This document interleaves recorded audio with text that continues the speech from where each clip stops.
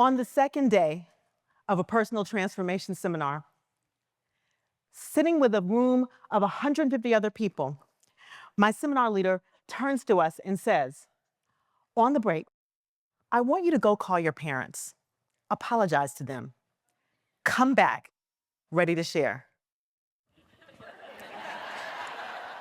Apologize. I was prepared for a lot of things, but that was not one of them. You see, me and my mom, we weren't close at all. Growing up, my idea of a mother-daughter relationship, going to the mall, baking cookies, watching movies like Besties, my mom was too busy surviving an abusive relationship to be my bestie. And while my mom escaped her abuser, I couldn't escape that hurt people, and rocks roll downhill. So while my mom was doing the best she could to navigate her pain, I was busy counting down the days to my college escape. I spent the early part of my adult years going out of my way to avoid contact with my mom. We didn't talk on the phone. I rarely visited. And when I did, I was in and out in 48 hours. Called it my 2-day rule. For 14 years, that was our relationship. A series of 48-hour moments 3 times a year. And I was fine with it. The extended silences, the buried conversations. Each attempt to pick up the pieces of what felt repeatedly shattered only reinforced what was unfixably normal. So, call my mom and apologize? I'll pass. If anyone was owed an apology, it was me. I was indignant, justified, but really, I was afraid of putting myself out there one more time only to discover that our relationship was truly unrepairable. We've all felt the pain of a ruptured relationship. And perhaps you're thinking of one right now. A parent, a child, a sibling, a significant other, a colleague, a best friend. And perhaps you were the one who felt harmed. Or maybe you were at the source of that harm. Maybe it went both ways.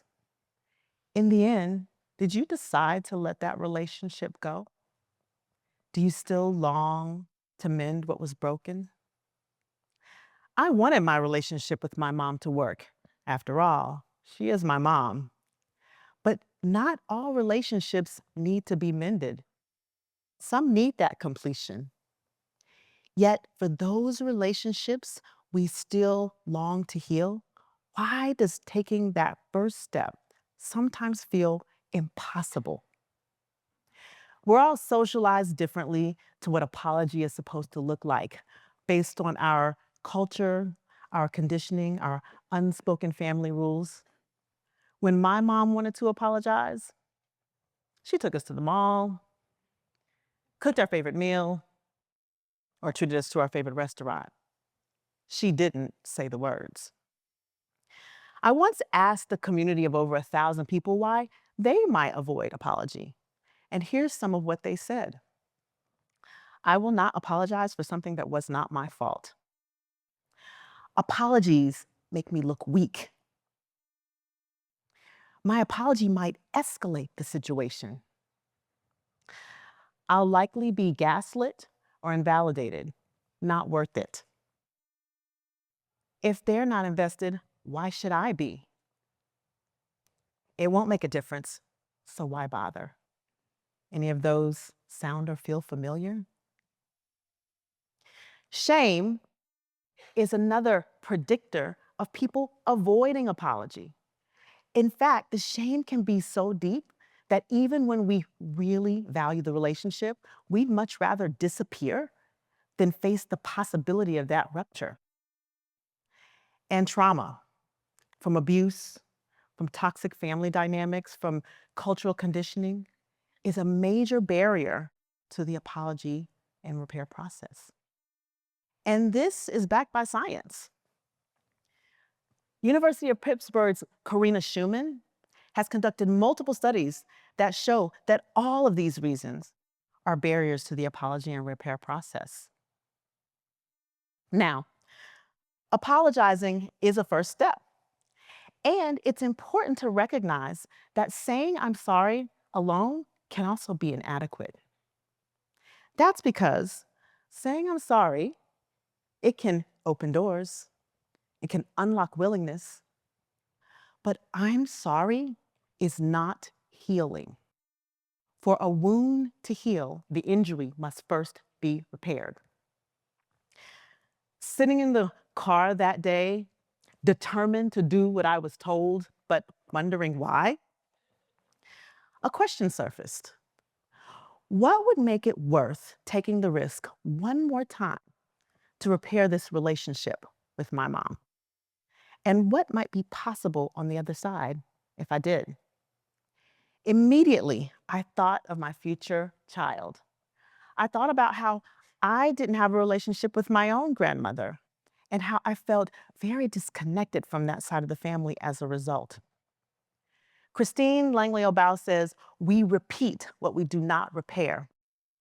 And in that moment, it became clear that for me, repair was not a luxury, it was a necessity. And to not try would mean carrying forward a generational blueprint of loneliness, disconnection, and suffering for our family. And that was a future I could not bear. And so I made the call. The phone rings. My mom answers. And with all the sincerity that I could muster, heart beating in my chest, lump in my throat, I shared. And then silence. And after what felt like an eternity of deafening nothingness, my mom finally says to me, "Okay, thanks." That was not the response I was expecting. My mom was shocked, a bit confused. She wondered if I was okay. This was not the daughter she knew. But that moment set something incredible in motion.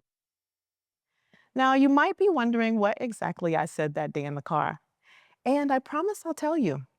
But first, I'd like for you to bring to mind a person or relationship with whom you might be thinking about repair.